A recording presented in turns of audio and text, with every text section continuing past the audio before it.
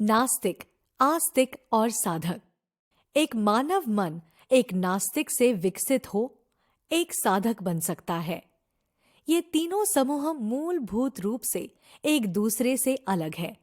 एक नास्तिक वो है जिसके दिल और दिमाग के दरवाजे बंद हैं। एक आस्तिक वो है जिसके या तो दिल के दरवाजे खुले हैं या दिमाग के। एक साधक वो है जिसके दिल और दिमाग दोनों के दरवाजे खुले हैं। चलिए आगे जानते हैं। एक नास्तिक एक किंडरगार्टन के बच्चे जैसा है। उसे आसानी से प्रभावित किया जा सकता है। और एक आस्तिक एक टीनेजर जैसा है। वो विद्रोही होता है क्योंकि या तो वो दिल से काम करता है या दिमाग से, इसलिए उसे भी प्रभावित किया जा सकता है, लेकिन नास्तिकों जितनी जल्दी नहीं। एक साधक वो होता है जिसके दिल और दिमाग के दरवाजे खुले हैं। उसे प्रभावित करना बहुत मुश्किल होता है। वो अपने दिल और दिमाग दोनों का इस्तेमाल करता है। मेरा मतलब है कि वो अपनी बुद्धिमानी और आस्था दोनों का संतुलन में इस्तेमाल कर एक नतीजे तक पहुंचता है। तो चलिए इसे आगे एक उदाहरण से समझते हैं। जब किंडरगार्टन के बच्चों को महासागर के पास ले जाया जाता है, तो उनके लिए महासागर पानी के अलावा और कुछ नहीं।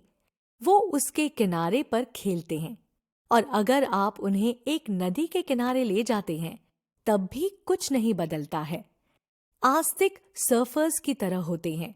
वो महासागर की लहरों पर खेलते हैं, शायद कुछ डुबकियां भी लगा लें, लेकिन बस इतना ही। आखिरकार एक साधक एक खोजी की तरह होता है। वो महासागर में डुबकी लगाता है, उसके अंदर की दुनिया देखता है और महासागर के बारे में बहुत सारी जानकारी और नजरिए जमा कर पाता है। इसलिए एक नास्तिक के लिए महासागर सिर्फ पानी है और उससे ज्यादा वो कुछ नहीं जानता। एक आस्तिक के लिए महासागर एक खेल का मैदान है। उसे इसकी थोड़ी सी जानकारी होती है, लेकिन एक साधक के लिए, जो कि महासागर की गहराई तक गया है और उसने बहुत कुछ खोजा है, और क्योंकि वो स्वभाव से भी खोजी है, उसके पास बहुत से नजरिए होते हैं। चलिए इन तीनों समूहों के बीच का अंतर समझने के लिए एक और उदाहरण लेते हैं। एक नास्तिक एक बच्चे के दिमाग जैसा होता है। वो पौधों को सिर्फ पौधों की तरह देखता है। उसके लिए एक पौधा एक निर्जीव वस्तु है, जबकि दूसरी तरफ एक आस्तिक को पौधों की थोड़ी ज्यादा समझ होगी। शायद वो ये भी जानता हो कि एक पौधा कार्बन डाइऑक्साइड लेता है और ऑक्सीजन देता है। अगर वो पौधों को भावनात्मक तौर पर एक जीवित चीज की तरह देखे, तो वो शायद पेड़ और पौधों से प्रार्थना कर उनसे जुड़ भी सकता है। एक साधक पौधों, पेड़ों और फूलों को एक पूरी दुनिया की तरह देखेगा। वो इस दुनिया को हम इंसानों जैसे ही जिंदा, सांस लेते जीवों की तरह देखेगा।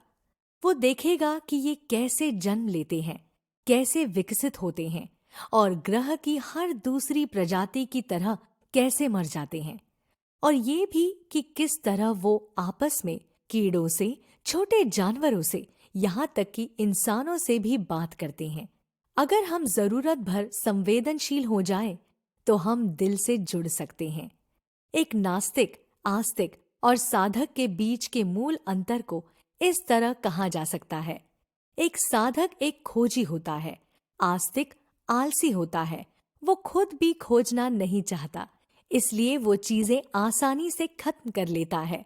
एक नास्तिक बिल्कुल नासमझ होता है। मूल रूप से उसके पास नजरिए और ज्ञान की कमी होती है। वो मानसिक रूप से जड़ होता है और किसी चीज में भरोसा नहीं करता।